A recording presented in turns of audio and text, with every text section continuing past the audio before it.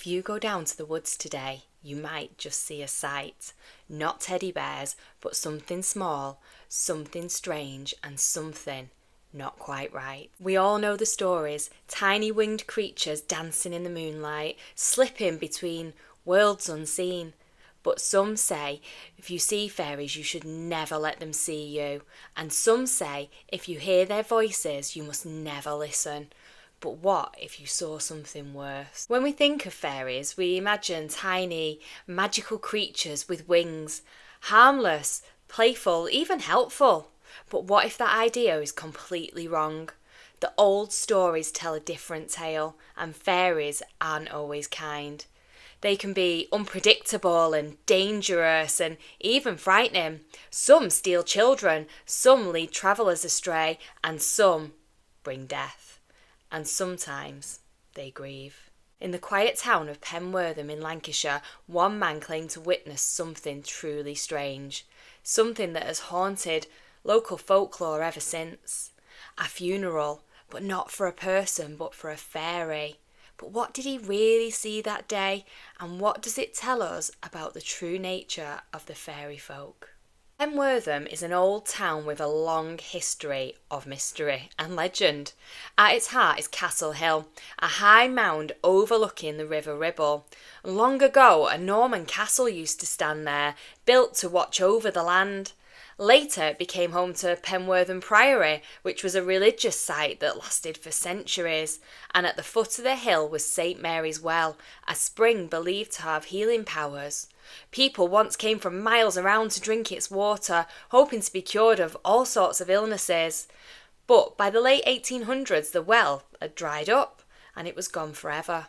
Not far from here is Fairy Lane, a narrow path winding through the trees, and in spring it's beautiful, covered in bluebells and wild garlic, but it's got a darker side too. For generations, people have told stories of strange sights and eerie happenings along this path, and none more chilling than the tale of the Penwortham Fairy Funeral. Some say that those who see a fairy funeral are marked by fate, because if the fairies are mourning one of their own, it might mean that death is coming for you too. It was a still, moonlit night, and two men walked in silence, their footsteps the only sound that could be heard on the old track that wound up Castle Hill. One of them was Adam. He was an old cow doctor, steady and slow-moving, a man who knew the land like the back of his hand. And the other was Robin. He was young and full of restless energy. He walked a half-step ahead, hands in his pockets, whistling under his breath. He'd always laughed at old ghost stories, but as they passed the shadowed graveyard of St Mary's Church, he found himself glancing at the leaning headstones. The night air felt heavier here, the silence pressing in. "Reckon the ghosts are watching us, Adam?" he asked, keeping his tone light. And Adam didn't answer right away. The old man just kept walking, his gaze fixed straight ahead. Robin told himself it was just a story, just a road, just another night. As they passed the church, the clock in the tower began to toll. "Midnight," Adam muttered under his breath, as if speaking it aloud would summon something from the darkness. Robin gave a short chuckle. "Well, that's another day gone," he said. "Funny, isn't it? People hate thinking about time running out, but it never actually stops for anyone." But then a bell rang out. Deep, heavy, a slow, deliberate toll that sent a vibration through the ground beneath their feet. They stopped and Robin swallowed. The passing bell. Adam's voice was barely above a whisper. "Yes, but who rings it at this hour?" Robin held up a hand, listened and counted. 26 chimes. "Someone my age," he said. Their eyes both lifted towards the church tower, half hidden in the night. No light glowed in the belfry. No shadow moved within. And yet the bell tolled on, relentless, marking the passage of a soul. A quiet urgency crept over them. They walked faster, their boots crunching against the dirt path. The lodge gates were just ahead. Almost home, almost safe. Then, without warning, the iron gates swung open. No creak, no groan, just silence. A silence so deep it felt like the earth itself was holding its breath. And then it stepped out. A small figure, barely reaching their knees, dressed in dark clothes, a bright red cap on its head, and it walked lightly across the moonlit path, singing in a low, sorrowful voice. And the tune sent a chill through their bones. "Stand still," Adam hissed. "It's the fair folk. If we don't bother them, they won't harm us." Robin froze, his heart pounded. More voices joined in, faint at first, then growing stronger. Out of the darkness a procession emerged. Tiny figures, 2 by 2, marching in perfect silence. And then came the coffin bearers, their caps in their hands, their faces solemn. The coffin they carried was small and black and open just enough to see inside. Robin couldn't look away, and then Adam gasped, his voice barely above a whisper. "Robin, it's you in that coffin." Robin stepped forward, peering through the pale moonlight. The figure inside was him, or something that looked just like him. Its face was lifeless, its skin the colour of cold ash. The fairy procession moved past, their eerie song fading into the night, and the gates swung shut behind them. Robin's breath came in short, sharp gasps. "Adam!" His voice trembled. "What does it mean?" But Adam didn't have an answer. He didn't need to. They both knew the old tales. To see a fairy funeral was a warning. A death was coming. And if the dead face in the coffin was your own, then it was coming for you. The procession had passed before Robin could find his voice. He clung to the old man, his breath shallow, his body shaking. It weren't me, Adam, I swear it weren't." "Do you think it's a warning? Am I about to die?" Adam stepped out into the road, his face grim. "Well, it was a funny sight, no doubt, but I've seen things like it before, and most have come to nothing. Warning or not," he added, his tone firm, "you best live as if it were." The echo of the mournful singing still lingered, weaving through the mist, and the two men stood in uneasy silence, watching the procession fade into the darkness. "It has to be a warning," Robin muttered. "I should have asked 'em. I should have asked how long I've got. Maybe they'd have told me." Adam's face hardened. "I wouldn't count on it. I've heard tales. Folk who speak to them don't fare well. They might do you harm." "Well, it could only kill me," Robin said with a bitter laugh. "And by the looks of it, they're burying me already, aren't they?" He straightened. A strange resolve came creeping into his voice. "I'm going to ask them, no matter what comes of it." And he turned to Adam and said, "If you're scared, you better go home." Adam's jaw tightened. "I am not afraid. If you're set on this, I'll see it through with you." So the two men followed the silent figures through the darkness. As they approached, the iron bars creaked open, as if guided by unseen hands, and the moment Robin reached the coffin bearers, he called out, his voice unsteady but determined. "How long have I got left?" Silence. The childlike figure at the head of the procession did not turn, did not even flinch. Its hollow voice continued the mournful chant, deeper now, more sorrowful, and Robin hesitated. Then he stretched out a trembling hand and touched its shoulder, and at that moment the world collapsed. The entire procession vanished in an instant.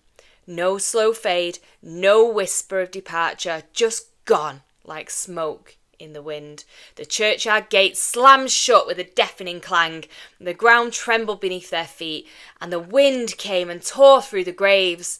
Darkness swallowed them whole. Thunder rumbled low in the sky, rolling through the air like distant mocking laughter. A jagged streak of lightning slashed the heavens, illuminating twisted branches that clawed at the sky, and the rain poured. It came down in heavy drops, as cold as the soil on the ground. "I warned you," Adam whispered. His voice could barely be heard over the storm. Robin exhaled shakily, his braveness gone. "Let's go home." His voice was hoarse, and "Say nothing of this, not to anyone, it'll only scare the women." and from that night on, Robin was no longer the man he had been.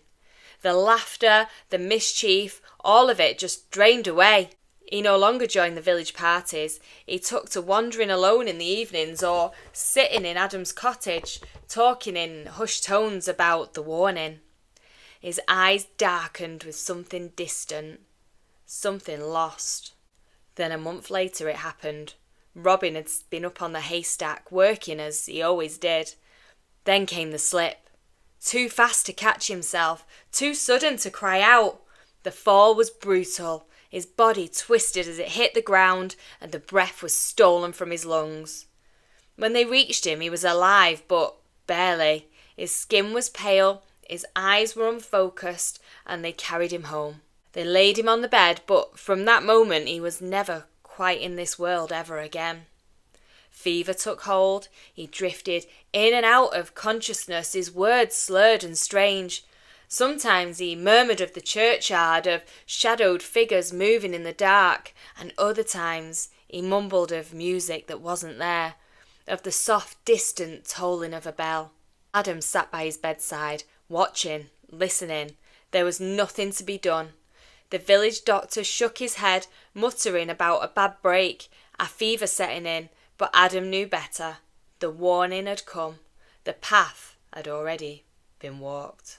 On the final night, a storm once again tore through the village, rattling the windows and shaking the walls. Rain lashed against the roof and thunder rolled like distant drums. Robin's breath grew shallow. Then just before dawn, as a gust of wind howled through the chimney, he breathed out one last shuddering breath and was still. The grave was dug. The mourners gathered, their faces pale and grey, and Adam, his shoulders now bent with age, walked beside the coffin, one of the men chosen to carry it. Step by step they made their way down the familiar path. The same path where, not long before, he and Robin had stood frozen in terror, watching the fairy funeral pass. This time there was no need to ask how long Robin had left. The warning had already been answered. Now, this story is based on an old folk belief that seeing a fairy funeral was a really bad omen, often predicting death, and these ghostly processions were once common in stories told across Lancashire and across other parts of Britain. Fairy folklore wasn't cute. Unlike the playful fairies we see today, older folklore often described them as mysterious and even dangerous creatures, and people believed fairies had their own world, mirroring ours, with their own funerals and their own weddings and their own rules, and if you stumbled upon one of their rituals, it could mean real trouble. In the past, people took omens seriously because life was often unpredictable and death could come suddenly through illness or accidents. And stories like this reminded people to be careful and perhaps to even live better lives. And even though today we don't live in the world where people fear fairy warnings, the idea of signs and premonitions, it still really fascinates us. And Robin believed he'd seen a warning of his own death, and not long after he died. But was it truly a supernatural sign, or did his belief in the omen actually seal his fate? This question isn't just for folk tales, it's something that people today still wrestle with. There have been cases in modern times where people were told things. So, for example, someone told they had a terminal illness and given a set time to live, and then mysteriously died within that time frame, only for an autopsy to reveal that they actually weren't sick at all. In the 1970s, there was a man called Sam Laund, and he was diagnosed with terminal cancer and given a few months to live. Now, he passed away within that predicted time, but during his post-mortems, the doctor discovered that the cancer that he had was actually far too small to have caused his death.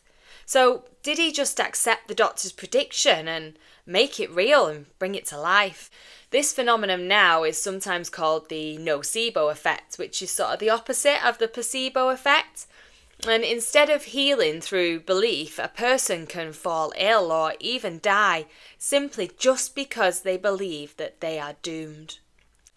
Even outside of medicine, our expectations tend to shape our reality. If someone is told they're unlucky or untalented or doomed to fail, then they might start acting in ways that make it true. It's like walking into a dark forest expecting to see something terrifying. Well, you probably will. Robin saw his own funeral before it happened, but did the fairy procession truly predict his fate, or did the sheer belief in it create the path to his own death? Even now, people say things like, I had a bad feeling about that, or everything happens for a reason.